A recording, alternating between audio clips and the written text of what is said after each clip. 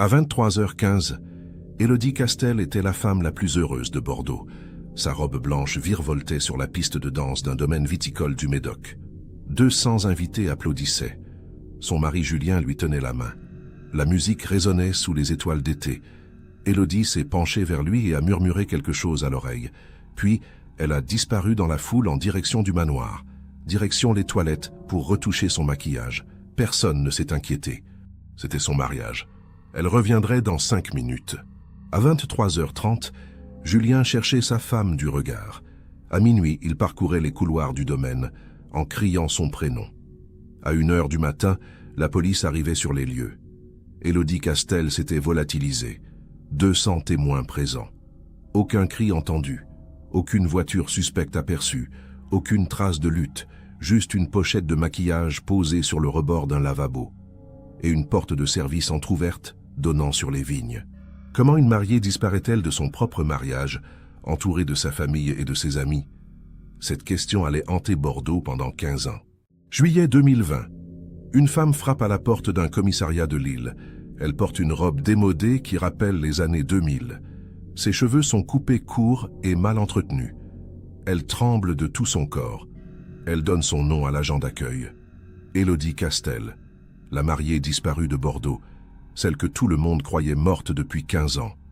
Elle est vivante. Et ce qu'elle s'apprête à raconter sur l'endroit où elle se trouvait va détruire toutes les certitudes. Car ce n'était pas une fugue. C'était un piège qui a duré une décennie et demie. Avant de continuer avec cette histoire qui a bouleversé la France entière, j'aimerais savoir d'où vous nous regardez et à quelle heure il est chez vous en ce moment. Écrivez-moi votre ville et l'heure dans les commentaires.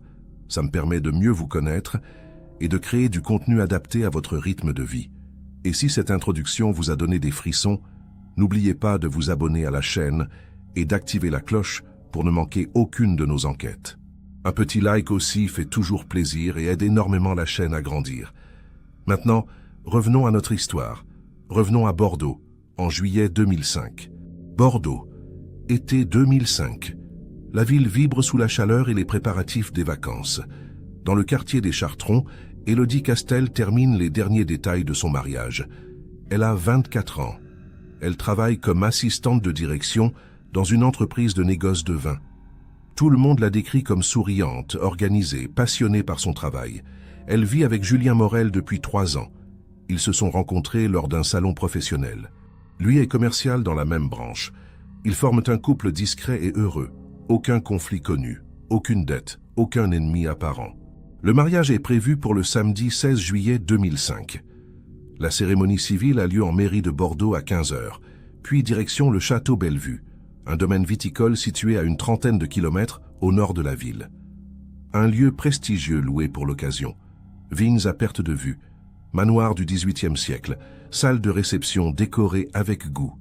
200 invités sont attendus, famille, amis, collègues.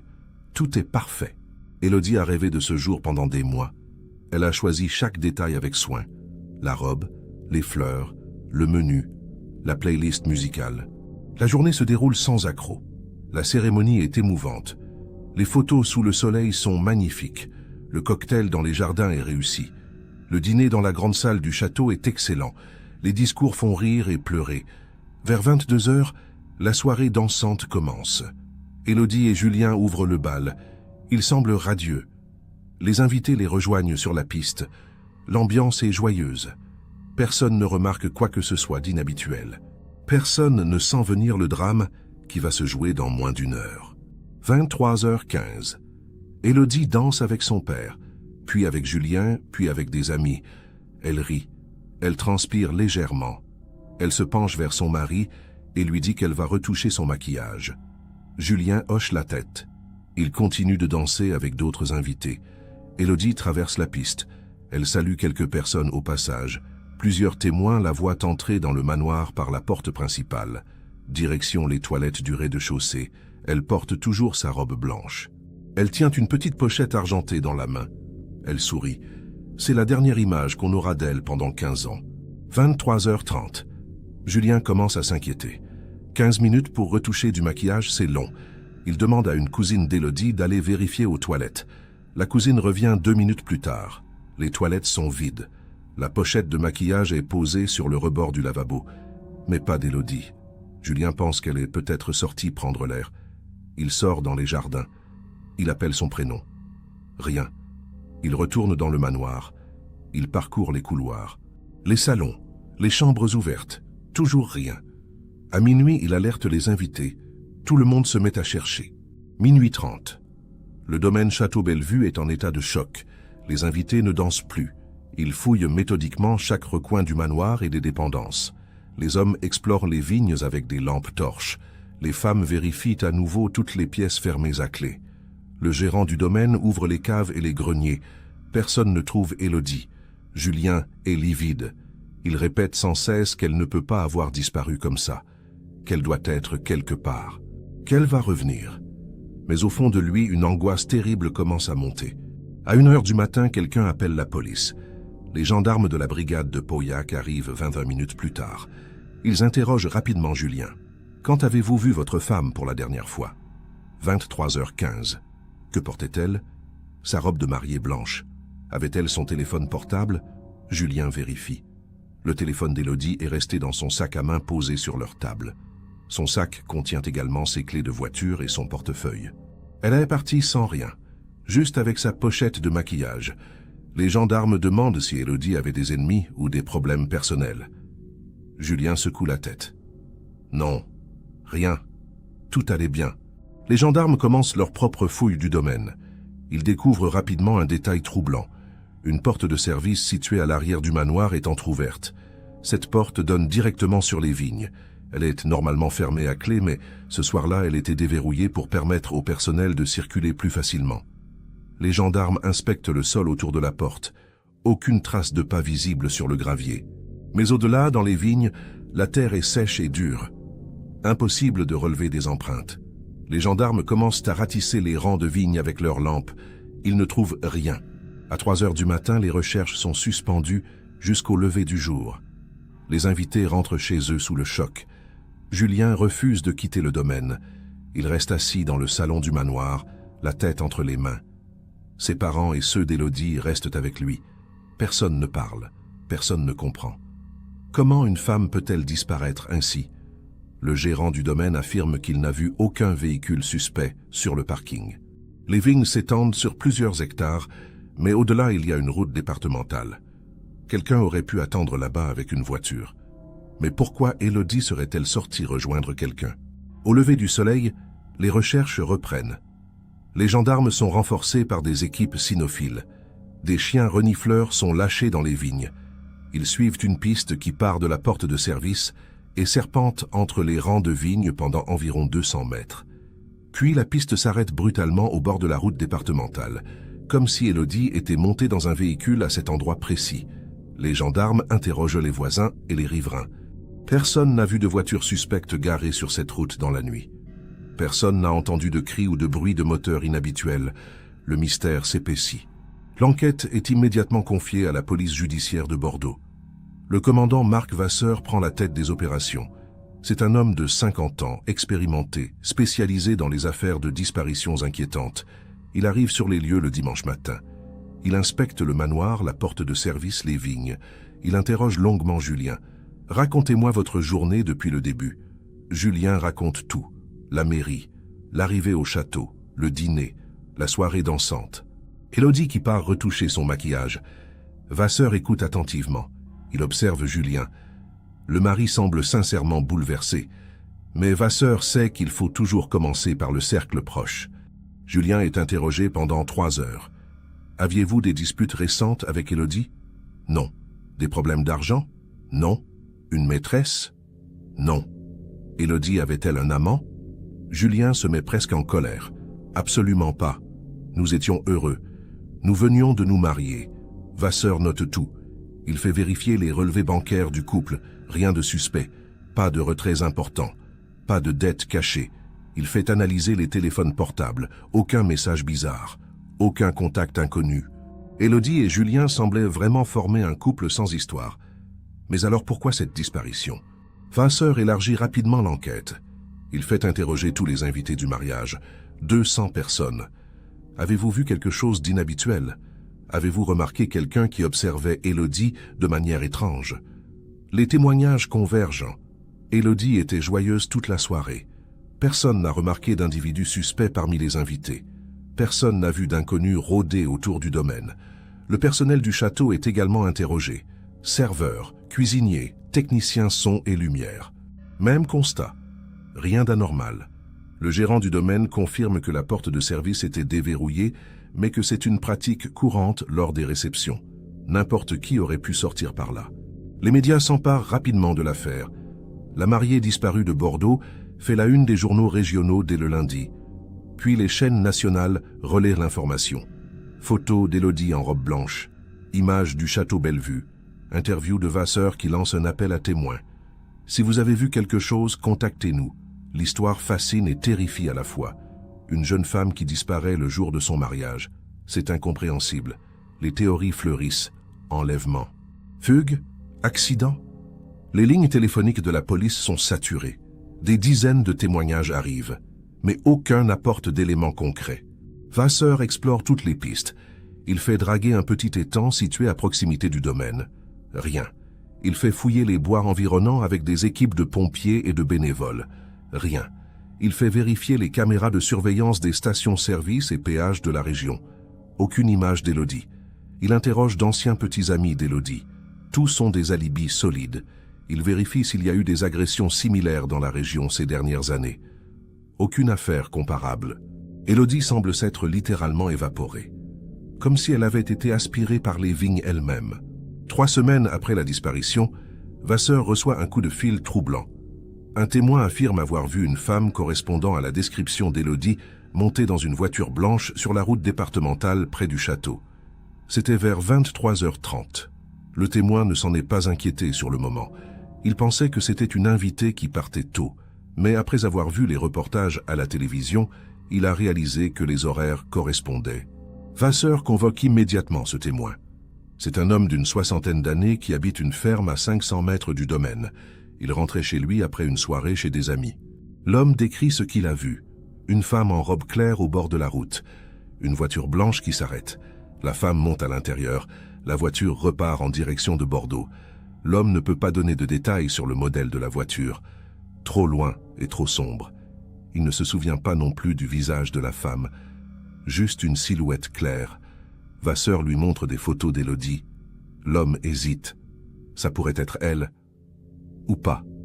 Il n'est pas certain. Ce témoignage est à la fois intéressant et frustrant.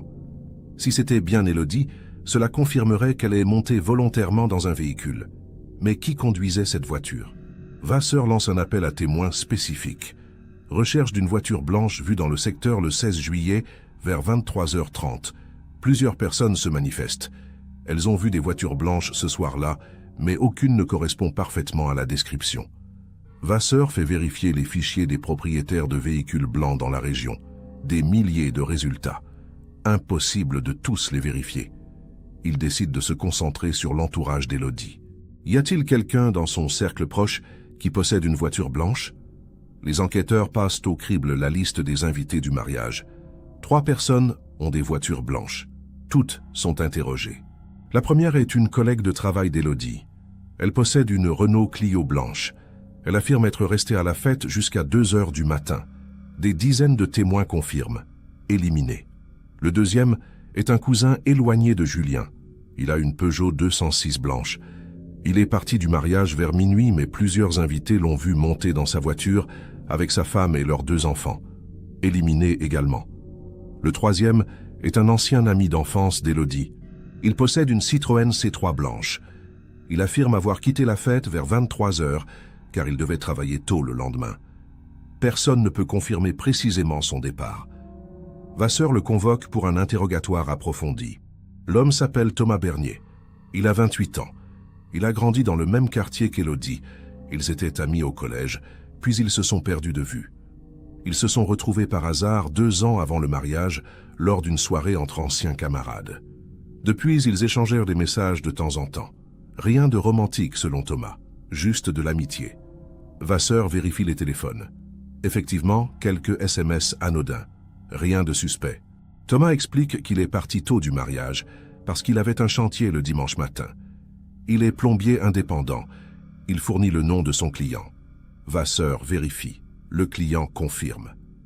Thomas était bien chez lui à 9 h le dimanche matin pour réparer une fuite. Mais cela ne prouve pas que Thomas n'a pas croisé Élodie sur la route. Vasseur insiste. Avez-vous vu Élodie lorsque vous êtes parti? Non. Avez-vous emprunté la route départementale qui longe les vignes? Oui. C'est le chemin le plus court pour rentrer chez moi. Avez-vous vu quelqu'un au bord de cette route? Non. Personne. Thomas semble sincère. Vasseur le garde en garde à vue 24 heures pour vérification. Il fait fouiller sa voiture. Aucune trace d'Élodie, aucune fibre de tissu blanc, aucun cheveu correspondant. Il fait analyser son téléphone portable. Aucun appel passé ou reçu après son départ du mariage. Thomas est relâché. Piste abandonnée. L'enquête piétine. Les semaines passent. Juillet se transforme en août. Les recherches sur le terrain sont réduites. Vasseur continue d'explorer d'autres hypothèses. Et si Élodie avait été victime d'un enlèvement crapuleux? Il vérifie s'il y a eu des demandes de rançon. Rien. Les comptes bancaires des familles Castel et Morel sont surveillés. Aucun mouvement suspect. Et si Élodie avait une double vie? Vasseur fait enquêter sur ses déplacements professionnels. Elle voyageait parfois pour son travail. Bordeaux, Paris, Lyon. Les enquêteurs vérifient si elle avait des contacts secrets dans ces villes. Rien de concret. Élodie menait une vie normale et transparente. Septembre 2005. L'affaire commence à refroidir. Les médias parlent moins d'Élodie. Vasseur reçoit de moins en moins de témoignages exploitables. Il se concentre alors sur Julien. Statistiquement, dans les cas de disparition de femmes jeunes, le conjoint est souvent impliqué. Vasseur fait placer Julien sous surveillance discrète.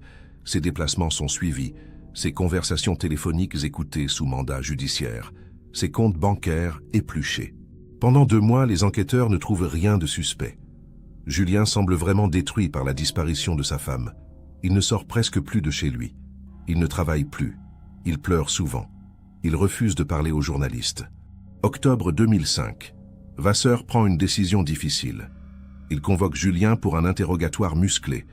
Julien arrive accompagné de son avocat. Vasseur attaque frontalement. Julien, je vais être direct avec vous. Vous êtes la dernière personne à avoir vu Élodie vivante. Vous aviez accès à la porte de service. Vous connaissiez les lieux. Vous auriez pu organiser sa disparition.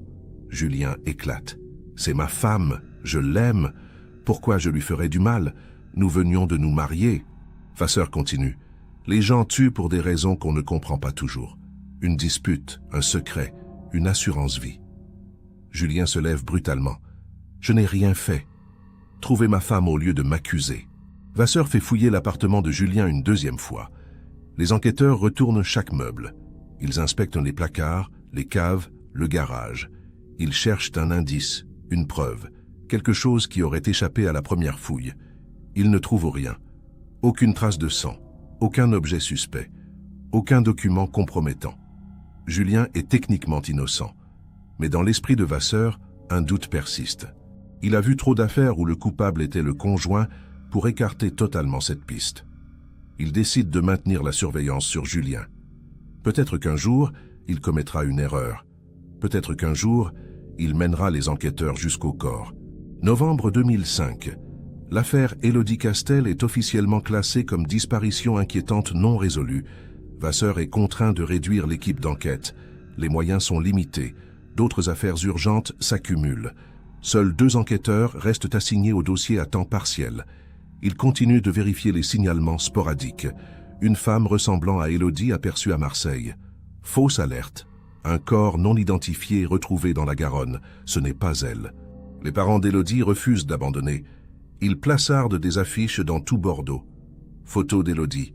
Numéro de téléphone. Récompense pour toute information. Rien ne vient. Julien sombre dans la dépression. Il ne supporte plus les regards suspicieux. Dans la rue, les gens chuchotent sur son passage. C'est lui le mari. Vous croyez qu'il l'a tué? Il finit par déménager. Il quitte Bordeaux pour Toulouse. Il change de métier. Il ne travaille plus dans le vin, trop de souvenirs. Il trouve un emploi administratif dans une entreprise de logistique. Il vit seul. Il ne refait pas sa vie. Comment le pourrait-il? Élodie n'est pas morte officiellement. Elle est juste disparue.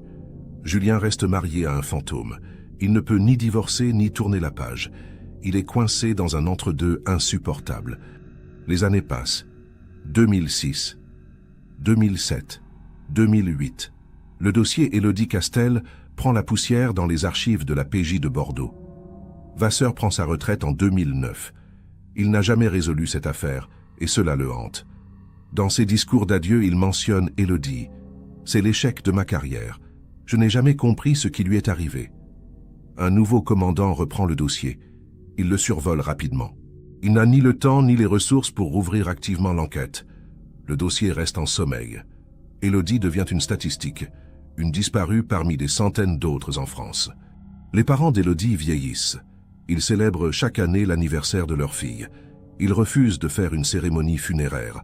Tant qu'il n'y a pas de corps, elle est vivante quelque part. Ils le croient vraiment. Ou peut-être qu'ils ont juste besoin de le croire pour continuer à vivre. Julien, lui, finit par consulter un psy. Il apprend à gérer sa culpabilité. Pourquoi l'ai-je laissé partir seul? Pourquoi n'ai-je pas remarqué quelque chose? Le thérapeute lui répète que ce n'est pas sa faute, qu'il ne pouvait pas prévoir. Mais Julien ne se pardonne pas. Il ne se pardonnera jamais. 2010, 2011, 2012. L'affaire Élodie Castel tombe progressivement dans l'oubli. Les médias n'en parlent plus. Les internautes qui s'intéressent au cold case évoquent parfois son nom sur des forums. Mais personne n'a de nouvelles informations. Personne ne sait ce qui s'est passé cette nuit-là dans les vignes du Médoc.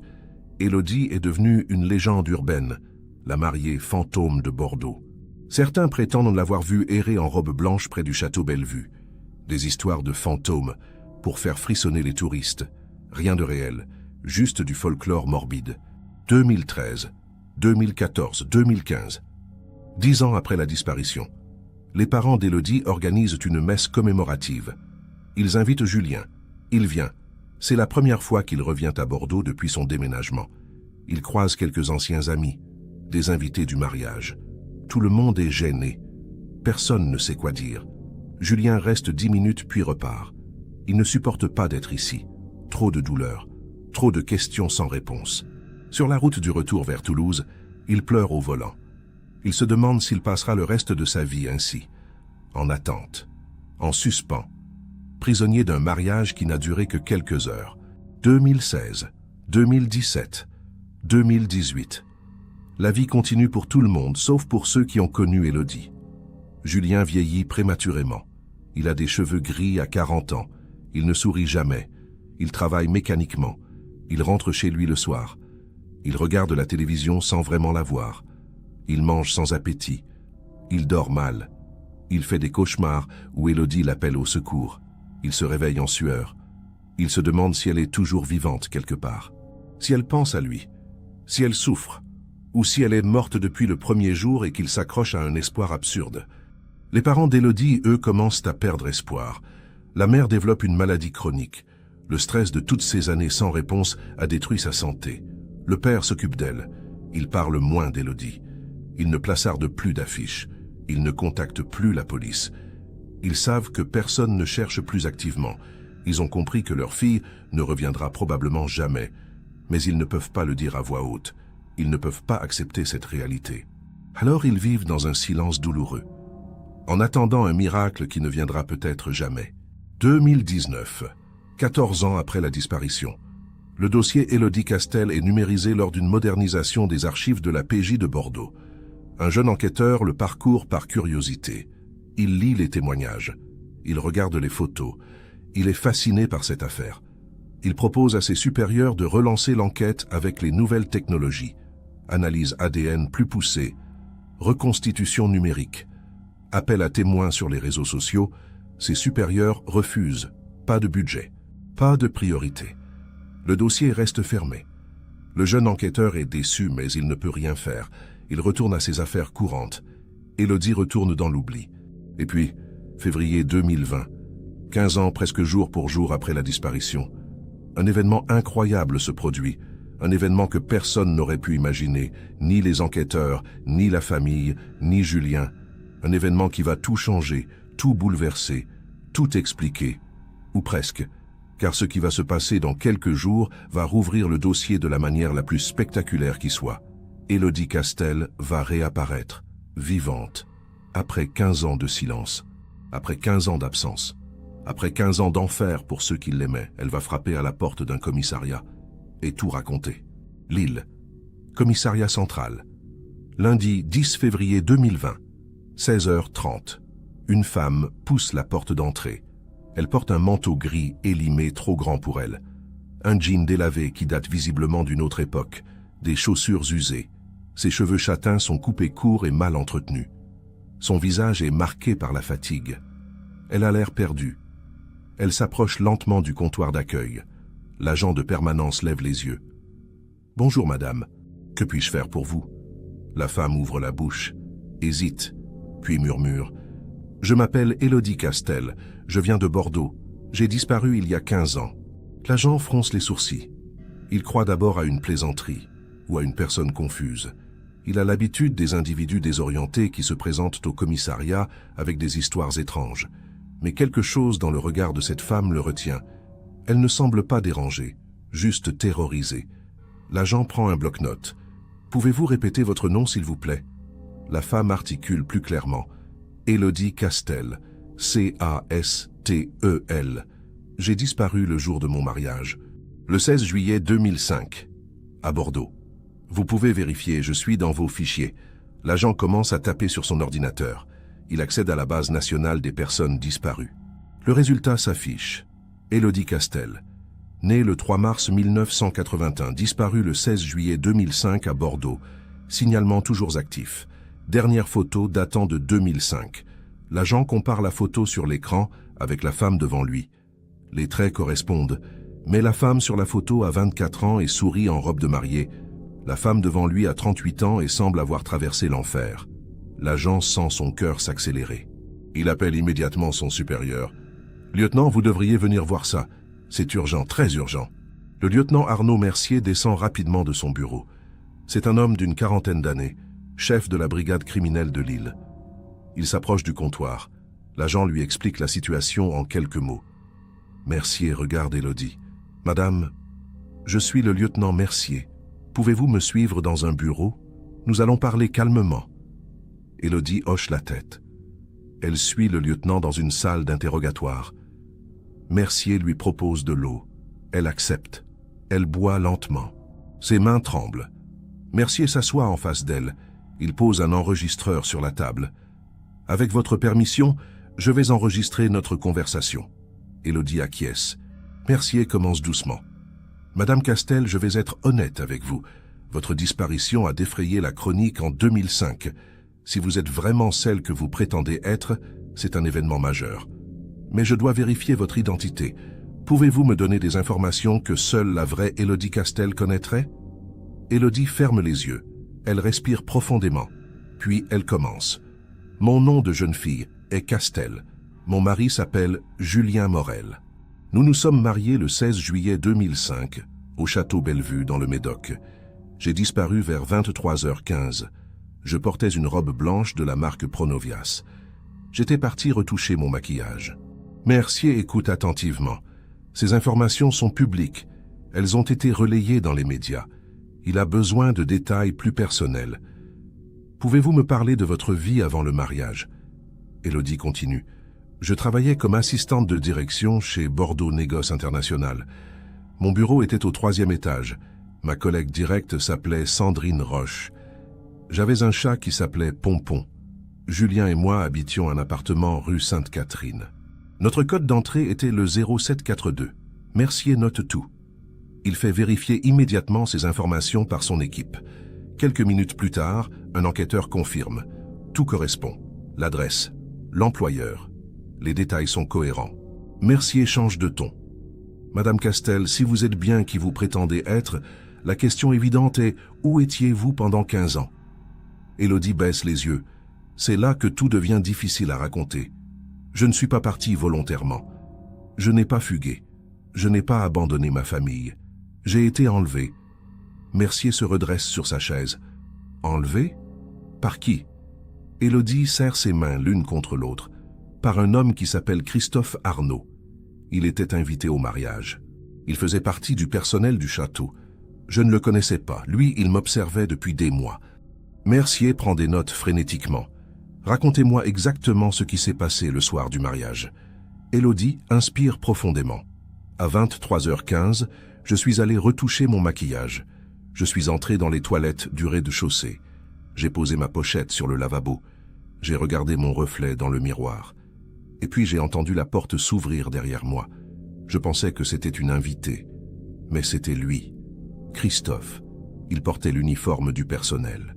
Il a fermé la porte à clé. Je lui ai demandé ce qu'il faisait. Il n'a rien dit. Il s'est approché. J'ai voulu crier, mais il a plaqué sa main sur ma bouche. Élodie s'arrête. Elle respire difficilement. Mercier lui laisse quelques secondes. Prenez votre temps. Élodie reprend. Il m'a injecté quelque chose dans le cou. Une seringue. J'ai senti une piqûre. Et puis tout est devenu flou. J'ai essayé de me débattre, mais mes jambes ne me portaient plus. Il m'a attrapé. Il m'a porté. Il est sorti par la porte de service. Il m'a emmené jusqu'à sa voiture. Une voiture blanche garée sur la route derrière les vignes. Il m'a mise dans le coffre. J'étais à moitié consciente. Je me souviens de la route qui défilait sous moi, du bruit du moteur, et puis plus rien. Je me suis réveillé ailleurs. Mercier interrompt. Où vous êtes-vous réveillé? Élodie frissonne. Dans une cave, quelque part dans le nord de la France. Je ne savais pas où exactement. Il n'y avait pas de fenêtre. Juste une ampoule au plafond, un matelas par terre, une bouteille d'eau. Christophe était là. Il m'a expliqué que j'allais rester avec lui, que j'étais à lui maintenant, que personne ne me retrouverait, que je devais oublier ma vie d'avant. J'ai essayé de le raisonner, de le supplier. Il ne m'écoutait pas. Il souriait. Comme si tout cela était normal. Comme si m'enlever le jour de mon mariage était un acte d'amour. Mercier sent la nausée monter. Combien de temps êtes-vous resté dans cette cave? Élodie ferme les yeux. Des mois, peut-être 6 mois. Je ne sais plus exactement. Je n'avais aucune notion du temps. Il descendait tous les jours m'apporter à manger. Il me parlait. Il me racontait sa vie. Il voulait que je l'aime. Il était persuadé que j'allais finir par l'aimer. Mais je le détestais. Chaque jour un peu plus. J'ai essayé de m'échapper plusieurs fois. Impossible. La porte était blindée. Il m'avait enchaîné à un radiateur. Je ne pouvais pas bouger de plus de 2 mètres. Mercier demande. Vous a-t-il violé? Élodie ne répond pas tout de suite. Puis elle hoche la tête lentement. Oui, régulièrement. Il disait qu'on était mariés maintenant, que j'étais sa femme.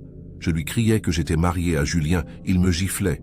Il disait que Julien m'avait oublié, que ma famille m'avait oublié, que j'étais morte pour eux, que je n'existais plus que pour lui. Mercier serre les dents. Il écrit tout. Il sait que ce témoignage sera crucial. Que s'est-il passé après ces 6 mois? Élodie reprend. Il m'a fait déménager. Il m'a emmené dans une maison isolée, toujours dans le nord. Une petite ferme abandonnée. Là-bas, j'avais un peu plus de liberté. Une chambre, une salle de bain. Mais les fenêtres étaient condamnées, la porte fermée de l'extérieur. Mercier continue. Pendant 15 ans, vous êtes restée prisonnière? Élodie acquiesce. Oui, 15 ans. Au début, j'espérais qu'on me retrouve, que la police allait débarquer, que Julien allait venir me sauver. Mais les jours passaient, les mois, les années. Personne ne venait. Christophe me répétait que j'étais morte officiellement, que l'enquête avait été abandonnée, que ma famille avait fait son deuil, que je n'avais plus aucune raison d'espérer. Alors, j'ai arrêté d'espérer. J'ai juste survécu. J'ai fait ce qu'il me demandait pour ne pas être battue. J'ai cuisiné, j'ai nettoyé, j'ai joué à être sa femme. Mais dans ma tête, je n'ai jamais oublié qui j'étais. Mercier pose la question cruciale. Comment avez-vous réussi à vous échapper après 15 ans? Élodie relève les yeux. Il y a 3 jours, Christophe est parti faire des courses. Normalement, il fermait la porte à double tour. Mais ce jour-là, il était pressé. Il a oublié de fermer le verrou du bas. Je l'ai entendu partir en voiture. J'ai attendu quelques minutes. Puis j'ai essayé la porte. Elle s'est ouverte. Je n'en revenais pas. Après 15 ans, la porte était enfin ouverte. J'ai paniqué. Je savais qu'il allait revenir dans 1 heure maximum. Je n'avais pas beaucoup de temps. Je devais partir immédiatement. Élodie continue son récit. J'ai enfilé le premier manteau que j'ai trouvé. J'ai pris des chaussures. Je n'avais pas d'argent. Pas de téléphone. Rien. Je suis sorti de la maison. C'était la première fois que je voyais l'extérieur en 15 ans. Il y avait de la neige partout. J'étais en pleine campagne, aucune habitation visible, juste des champs à perte de vue. J'ai commencé à marcher. Je ne savais même pas dans quelle direction aller. Je marchais au hasard. J'avais peur qu'ils reviennent et me retrouvent. J'avais peur de mourir de froid, mais j'avançais. Je n'arrêtais pas d'avancer. C'était ma seule chance. Mercier écoute sans interrompre. Après combien de temps avez-vous trouvé de l'aide? Élodie réfléchit. Peut-être 2 heures de marche. J'ai fini par arriver sur une route départementale. Une voiture est passée. J'ai fait de grands signes. La voiture s'est arrêtée. C'était un couple de retraités. Ils ont vu mon état. Mes vêtements inadaptés. Mon visage terrifié. Ils m'ont demandé si j'avais besoin d'aide. J'ai juste dit que je devais aller à la police. Tout de suite. Ils m'ont fait monter dans leur voiture. Ils m'ont emmené jusqu'à Lille, jusqu'à ce commissariat. Et voilà, je suis là. Après 15 ans, je suis enfin libre. Mercier marque une pause. Il regarde Élodie avec une expression mêlant compassion et détermination professionnelle. « Madame Castel, nous allons avoir besoin de beaucoup plus de détails. Nous devons localiser cette ferme. Nous devons arrêter Christophe Arnaud immédiatement. Pouvez-vous nous donner des indices sur l'emplacement ?» Élodie secoue la tête. « Je ne sais pas exactement où c'était. Je n'ai jamais vu de panneau. Je n'ai jamais eu accès à un plan. Tout ce que je sais, c'est qu'on était dans le nord. Peut-être le Pas-de-Calais, peut-être la Somme. La maison était isolée. Une vieille ferme en briques rouges. Un hangar agricole à côté, des champs de betteraves autour. » Mercier réfléchit rapidement. « Le couple qui vous a récupéré sur la route, vous souvenez-vous du nom de cette route ?» Élodie hésite. « Non, tout allait trop vite.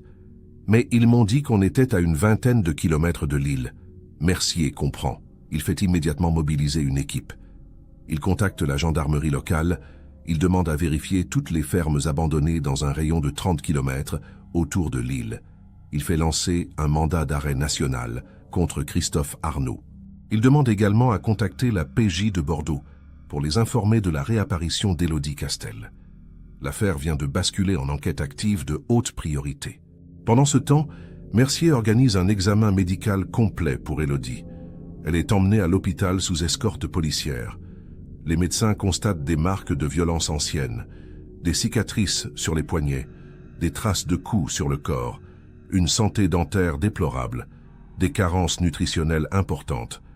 Psychologiquement, Élodie présente tous les symptômes d'un stress post-traumatique sévère. Les médecins confirment qu'elle a très probablement vécu dans des conditions de séquestration prolongées. Son témoignage est cohérent avec les blessures observées. Élodie Castel dit la vérité. Elle a vraiment été prisonnière pendant 15 ans. À Bordeaux, la nouvelle tombe comme une bombe. La PJ reçoit l'appel de Lille. Élodie Castel a été retrouvée vivante. Le dossier froid devient brûlant. Les enquêteurs qui ont travaillé sur l'affaire en 2005 sont convoqués en urgence. Vasseur, l'ancien commandant retraité, est contacté chez lui. Il ne peut pas y croire. Élodie vivante? Après 15 ans? C'est impossible. Et pourtant c'est vrai. Il se précipite à la PJ. Il veut voir les rapports. Il veut parler à Élodie par téléphone.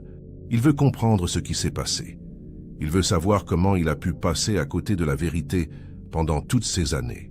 Les médias sont alertés. L'information fuit rapidement. Le soir même, toutes les chaînes d'information en continu relaient la nouvelle. La mariée disparue de Bordeaux a été retrouvée vivante après 15 ans de captivité. Les journalistes campent devant le commissariat de Lille. Ils veulent des images d'Élodie. Ils veulent des déclarations. La police refuse tout accès. Élodie est protégée. Elle ne peut pas être exposée médiatiquement dans son état. Les journalistes se rabattent sur les archives. Ils rediffusent les images du mariage, les photos d'Élodie en robe blanche, les reportages de 2005. L'affaire refait la une 15 ans après. Julien apprend la nouvelle par un coup de fil de la police. Il est chez lui à Toulouse. Il décroche. Une voix officielle lui demande de s'asseoir. « Monsieur Morel, nous avons une information importante à vous communiquer. Votre femme Élodie a été retrouvée vivante. Elle est actuellement à Lille. Elle va bien. » Julien reste figé. Il croit à une blague cruelle. Puis il réalise que c'est la police au téléphone. Ce n'est pas une blague. Élodie est vivante. Après 15 ans de silence. Après 15 ans d'enfer. Sa femme est vivante. Julien s'effondre en larmes. Il ne peut plus parler. Il raccroche. Il pleure pendant 1 heure sans pouvoir s'arrêter. Le lendemain, les enquêteurs de Lille localisent la ferme. Grâce aux indications d'Élodie et aux recherches systématiques, ils identifient une ferme abandonnée près du village de Wavrin, à 22 km au sud-ouest de Lille. Une équipe du GIGN est déployée. Ils encerclent la propriété à l'aube. Ils défoncent à la porte. Christophe Arnaud est à l'intérieur. Il ne résiste pas. Il est arrêté immédiatement. Il a 48 ans. Il travaillait effectivement comme prestataire de services pour des événements dans la région bordelaise en 2005. Il confirme presque tout. Oui, il a enlevé Élodie. Oui, il l'a séquestrée pendant 15 ans. Oui, il l'a violée régulièrement. Non, il ne regrette rien. Il l'aimait. C'était son droit. Les enquêteurs fouillant la ferme. Ils découvrent la chambre où Élodie était enfermée. Un lit. Une commode. Des vêtements qui datent des années 2000. Pas de fenêtre. Une seule porte verrouillée de l'extérieur. Des chaînes fixées au mur. Des photos d'Élodie prises à son insu avant l'enlèvement. Christophe la suivait depuis des mois. Il l'observait. Il planifiait tout. Le mariage était l'occasion parfaite. La confusion, la foule, la porte de service déverrouillée. Il avait tout prévu. Sauf qu'un jour, 15 ans plus tard, il oublierait de fermer un verrou. Cette erreur lui coûtera sa liberté. Il est placé en détention provisoire. Il sera jugé pour enlèvement, séquestration et viol répété. Élodie reste à l'hôpital pendant 1 semaine. Elle reçoit des soins physiques et psychologiques. Elle refuse de voir les journalistes. Elle accepte de parler à Julien au téléphone. La conversation est brève. Ils pleurent tous les deux. Ils ne savent pas quoi se dire. 15 ans les séparent. Julien a 43 ans maintenant. Élodie en a 38. Ils ne se connaissent plus. Ils ont été mariés quelques heures, puis séparés pendant 15 ans. Comment reconstruire après ça? Élodie lui dit qu'elle a besoin de temps, qu'elle doit d'abord se reconstruire elle-même. Julien comprend, il attend, comme il a attendu pendant 15 ans. Il peut attendre encore un peu. L'affaire Élodie Castel devient l'une des plus médiatisées de l'année 2020. Les experts en criminologie analysent le mode opératoire de Christophe Arnaud. Les psychologues décortiquent son profil. Les avocats préparent un procès qui s'annonce exceptionnel. Élodie, elle, sort progressivement de l'hôpital. Elle est hébergée temporairement dans un centre spécialisé pour victimes de violences. Elle commence une longue thérapie. Elle apprend à revivre, à faire confiance, à sortir dans la rue sans paniquer. Les premiers mois sont extrêmement difficiles. Le monde a changé en 15 ans. Les smartphones sont partout, les réseaux sociaux aussi. Élodie se sent complètement déconnectée de cette réalité. Elle doit tout réapprendre. Ses parents viennent la voir régulièrement. Les retrouvailles sont déchirantes et joyeuses à la fois. Ils ont vieilli, elle aussi à sa manière. Ils pleurent ensemble. Ils parlent du temps perdu. Ils essaient de se raconter ces 15 années de vide. Mais les mots ne suffisent pas. Certaines blessures ne guériront jamais complètement.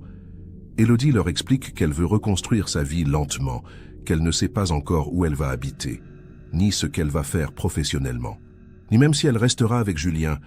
Tout est à redéfinir, tout est à réinventer. Ses parents acceptent. Ils sont juste heureux qu'elle soit vivante. Le reste viendra avec le temps, ou ne viendra pas. Mais au moins, elle est là. Christophe Arnaud est jugé en 2022. Le procès dure 2 semaines. Élodie témoigne pendant 3 heures. Elle raconte tout. Les 15 années d'horreur, les viols, les coups, l'isolement, la destruction psychologique. La salle d'audience est figée. Certains pleurent. Christophe Arnaud, lui, reste impassible. Il ne nie rien. Il affirme même qu'il aimait Élodie. Que tout ce qu'il a fait, c'était par amour. Les jurés le condamnent à 30 ans de réclusion criminelle. Le maximum prévu par la loi. Élodie ne ressent rien en entendant le verdict. Ni joie, ni soulagement. Juste une immense fatigue. La justice est rendue. Mais cela ne lui rendra pas ses 15 années perdues. Aujourd'hui, Élodie vit discrètement dans une petite ville du sud de la France. Elle a changé de nom pour échapper à la médiatisation. Elle travaille dans une bibliothèque. Elle aime le calme. Elle aime les livres. Elle a coupé ses cheveux courts et les a teints. Elle porte des lunettes maintenant. Elle passe inaperçue. C'est exactement ce qu'elle voulait. Julien et elle ont finalement divorcé en 2023. Un divorce à l'amiable. Ils restent en contact, mais ils ont compris qu'ils ne pouvaient pas redevenir un couple. Trop de temps perdu. Trop de trauma. Ils se sont souhaités bonne chance. Chacun refait sa vie de son côté. C'est triste, mais c'est ainsi. Si vous avez aimé cette histoire vraie, qui rappelle à quel point certaines disparitions cachent des horreurs insoupçonnées, abonnez-vous à la chaîne et activez les notifications. Partagez cette vidéo pour sensibiliser autour de ces affaires qui ne doivent jamais être oubliées. Et surtout, dites-moi en commentaire ce que vous pensez de cette incroyable histoire de survie.